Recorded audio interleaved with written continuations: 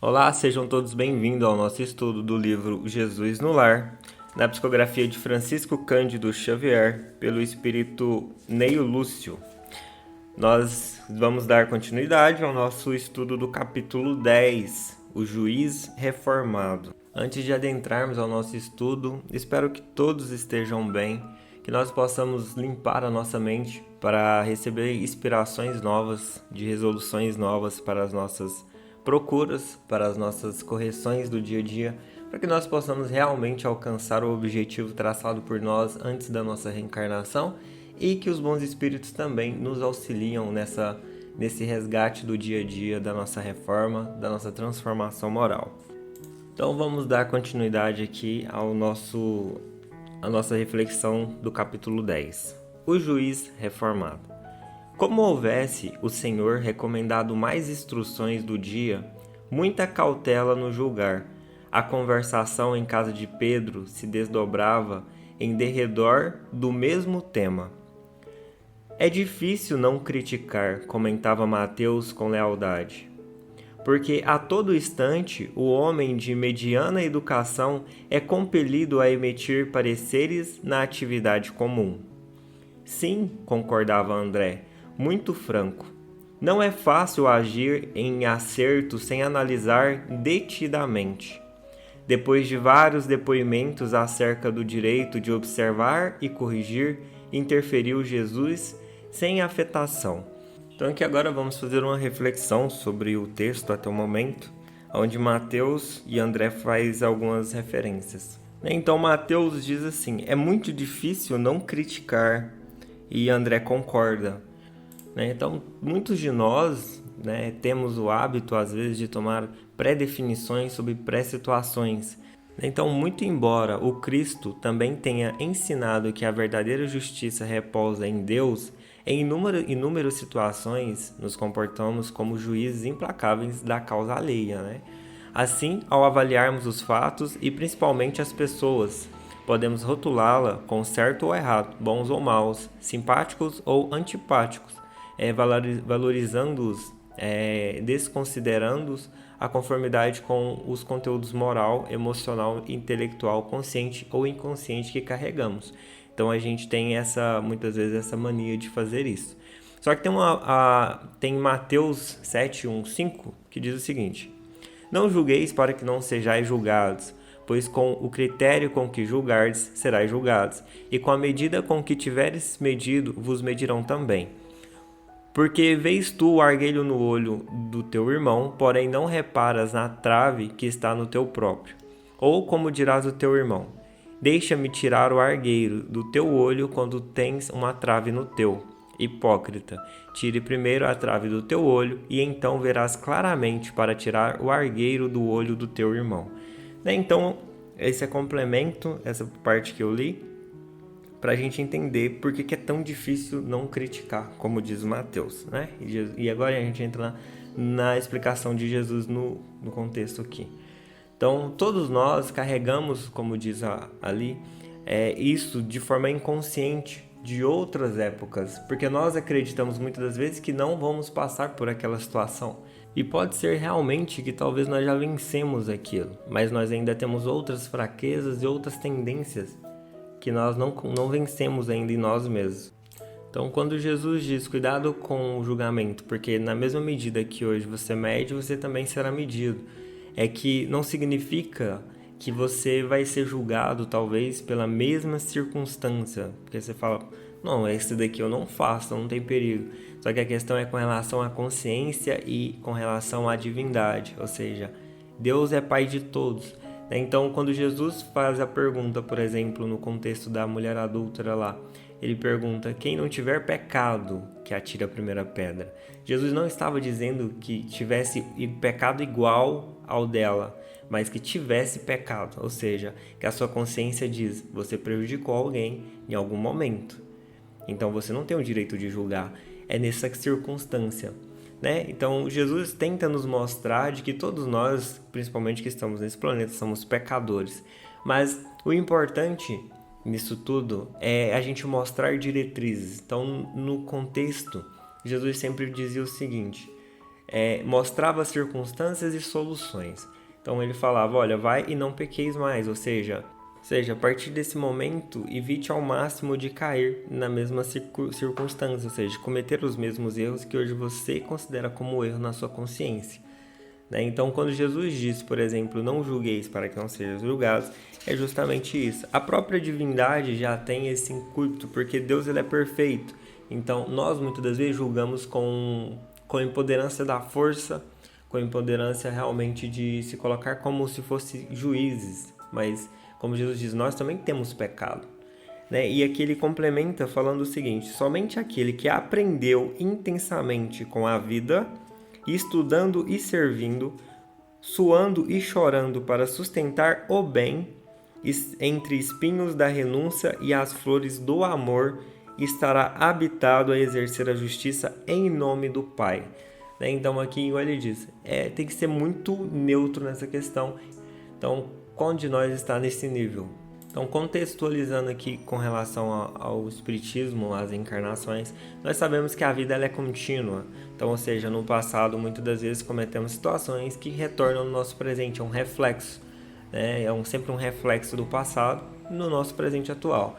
Então, só que significa que eu teria que cair naquela circunstância? Não, isso não significa. Muitas das vezes nós não nos vigiamos no caminho, ou seja, não estamos em vigia e quando pensar que não, nós caímos na situação. E por que Deus o permite? Deus o permite para que sirva de aprendizado daquele momento. Então, automaticamente, quem caiu na circunstância do erro vai aprender uma lição e aqueles que estão ao redor, se também souber não cometer julgamentos, mas auxiliar aquela pessoa a sair, também aprende uma lição. Se não, vai ter que realmente passar por uma questão, como Jesus disse, na mesma medida. Então a vida ela é contínua e ela é cheia de aprendizados e ensinamentos. E o ensinamento é para o espírito, porque o espírito é eterno. E o nosso mundo, chamado provas e expiações, onde nós estamos resgatando e espiando muitas das vezes situações do passado e nos vigiando no caminho para não cair em situações com relação ao presente que vai ter reflexos no nosso futuro. Mas conforme nós dissemos, Jesus, por exemplo, ele mostra soluções, diretrizes. Quando uma pessoa vem até nós, ela não espera muitas das vezes que seja julgada por aquilo que ela está passando. Tanto é que ela precisa de um help, ela precisa de uma ajuda. Cabe a nós demonstrar soluções. Jesus, por exemplo, demonstra soluções. Ele não quer saber o que aconteceu. Ele não quer saber o porquê que você chegou até aquele momento. Ele quer saber se você está apto a sair daquela situação. Se você realmente quer sair daquela situação. Por isso que ele auxiliava e sempre complementava dizendo: vai e não pequeis mais, não pequeis mais. Que sirva de aprendizado, que sirva de orientação a partir desse momento. Então existe uma saída, essa é a saída. Se vigia constantemente, você não mais cairá e aprenderá a lição. Então é isso que Jesus fazia. Então Jesus não ficava ali depois, relembrando a pessoa. Simplesmente ele falava e seguia a vida dele, ajudando outras pessoas, auxiliando outras pessoas. E nós devemos ser do mesmo jeito. É mostrar situações sem permitir que haja qualquer tipo de julgamento do nosso tipo. Então, se tiver um tipo de julgamento, que você trabalhe no seu próprio íntimo aquilo para que aquilo não exteriorize para fora, para que não haja prejuízo para você e para outra pessoa. Então, continuando o contexto, Jesus diz assim: inegavelmente, homem algum poderá cumprir o mandato que lhes cabe no plano divino da vida sem vigiar-se no caminho em que se movimenta, sobre os princípios da retidão. Então aqui Jesus está falando, se a gente não se vigiar no caminho que a gente se movimenta, provavelmente a gente vai cair nas circunstâncias. E todos nós temos as circunstâncias do passado para nos resgatar perante o futuro, o presente. Por isso que a vida é muito difícil, por isso que cada um tem o fardo proporcional ao próprio peso, ou seja, às próprias forças. Porque o que você está passando hoje é consequência da sua própria plantação, seja do passado e seja do presente. Então todos nós sabemos, se você hoje não se vigia no caminho e faz uma coisa errada, logicamente o resultado negativo vai vir cedo ou mais tarde. Então é luta constante, mas contra nós mesmos, imperando em nós mesmos, sempre nos vigiando para acertar mais e errar menos. né? Então, assim, as plantações, elas realmente são obrigatórias, né? Não tem outro meio. Mas tem uma frase do Chico que diz o seguinte: embora ninguém possa voltar atrás e fazer um novo começo, qualquer um pode começar agora e fazer um novo fim. Ou seja, Deus é compassivo, né? Deus é amor, existe a questão do perdão, do arrependimento. Então, se realmente eu aprendi com aquele ensinamento, mudei totalmente a minha forma de pensar, as minhas ideais, o magnetismo que eu jogo para a construção do meu futuro, que eu atraio, se realmente eu me coloquei na situação de um novo aprendiz e aprendi a lição, não necessariamente eu precisaria passar pelaquela circunstância. Principalmente se eu for perdoado e se eu me perdoar naquela questão. Né? Deus não é um programa de computador, tipo, que você paga na mesma moeda, como muitos de nós imaginamos, né? Mas muitas vezes nós recebemos a plantação da forma que a gente menos espera.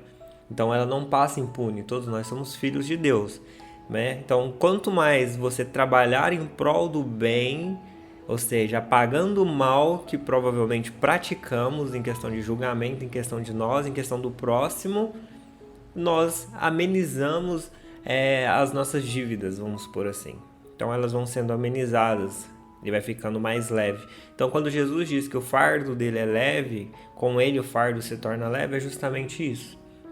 Então você sai muitas das vezes de uma questão de vitimista para uma questão de aceitar, compreender e a partir dali colocar a cruz nas costas com Jesus e seguir em direção ao amor, porque o caminho de Jesus é o caminho da redenção e é o caminho do amor esperado por ele, porque a partir disso nós sairemos de seres ignorantes, materialistas, dominados por paixões e passaremos a ser seres simples, humildes e de amor incondicional, compreendendo, e a partir daí os julgamentos vai ficar de lado, porque você passou, você compreendeu, agora você entende a circunstância. E ele continua: todavia é necessário não se inclinar o espírito ao desvários do sentimento, para não sermos vitimizados por nós mesmos, tá vendo? Então aqui muitas vezes nós nos vitimizamos por estar passando por uma situação.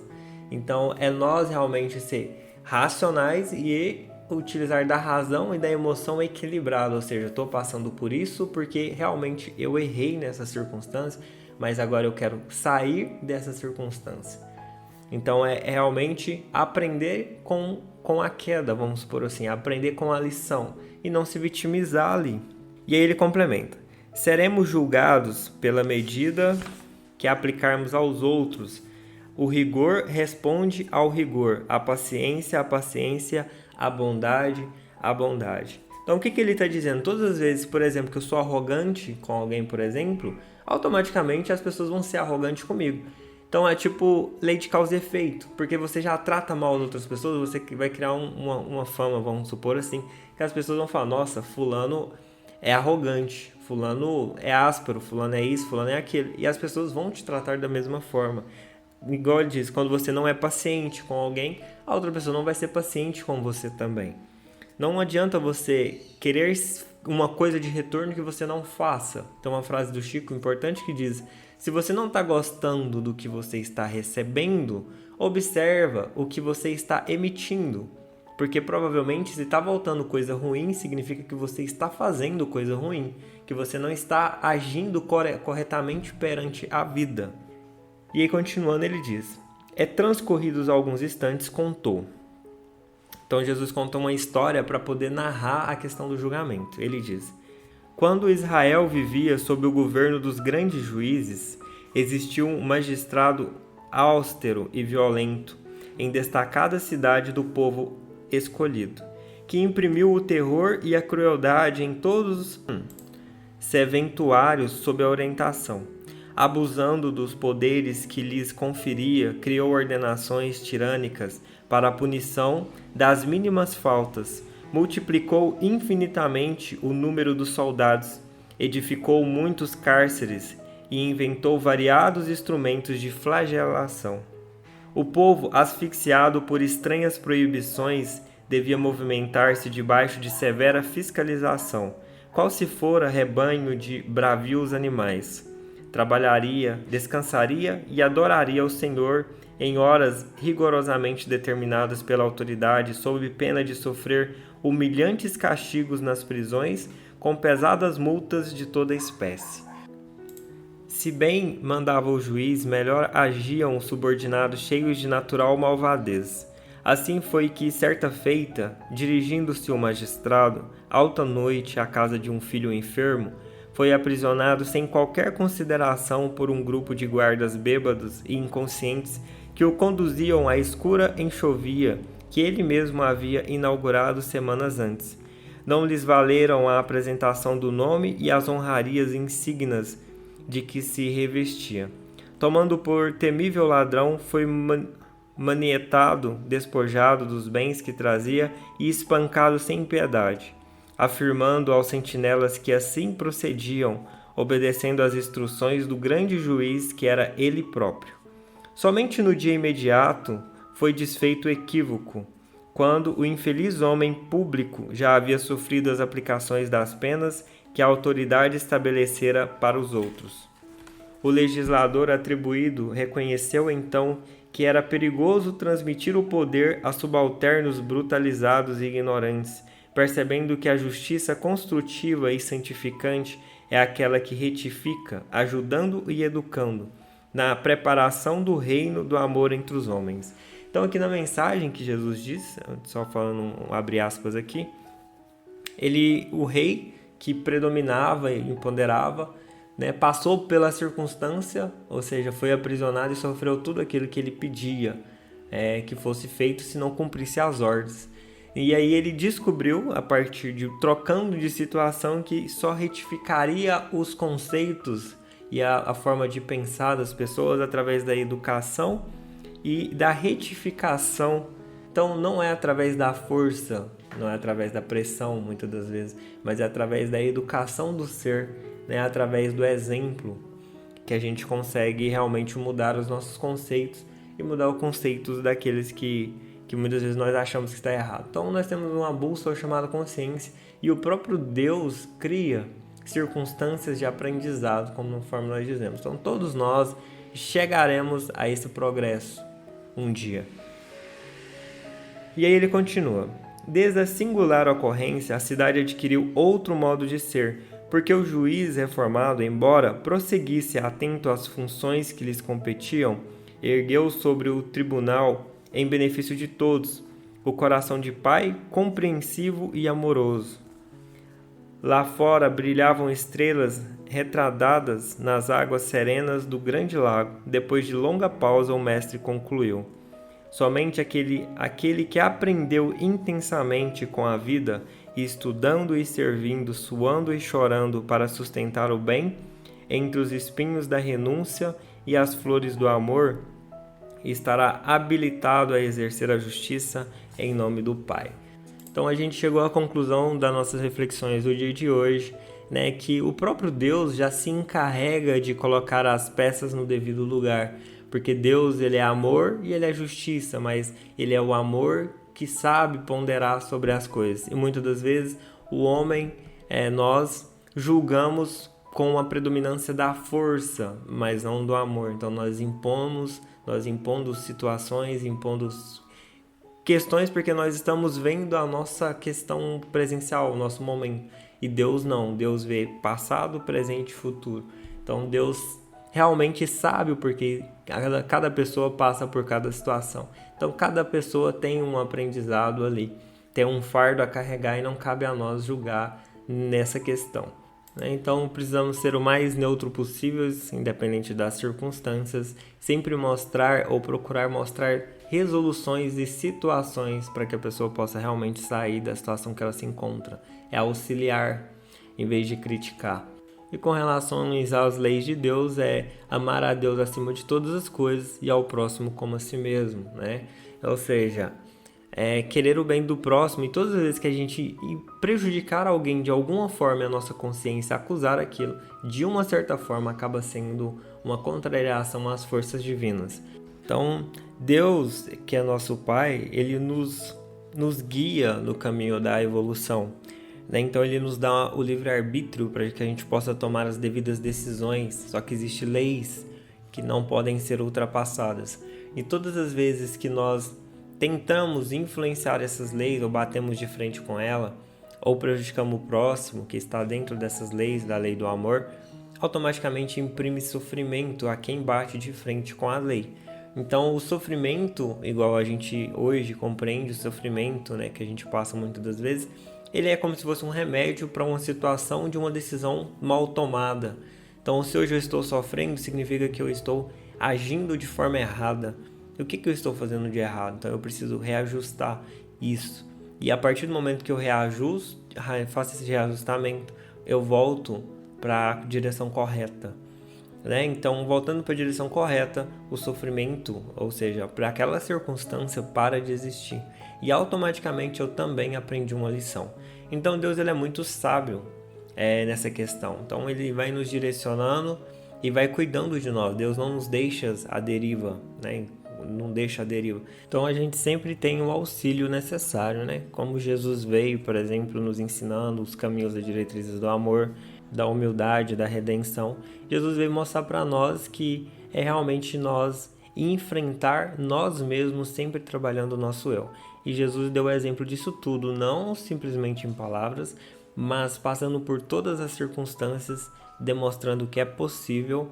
E a única coisa que ele fez foi fazendo a sua própria decisão para com ele mesmo, sem julgar sempre as decisões do outro, mas simplesmente direcionando pensamentos, ou seja, mostrando novas direções de conhecimento.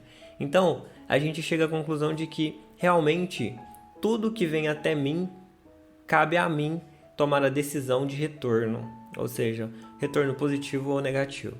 Então, se alguém, por exemplo, me critica, cabe a mim não criticar de volta, mas demonstrar outra situação. E aí que entra o ensinamento. Todas as vezes que você mostra outra face, entra um ensinamento, porque a pessoa muitas das vezes espera já uma questão de rebeldia. Porque nós vemos dessas questões no passado, nós temos N reencarnações, nós temos uma multidão de personalidades dentro de nós que já muitas das vezes são negativas, que hoje nós estamos trabalhando para transformá-las em situações positivas.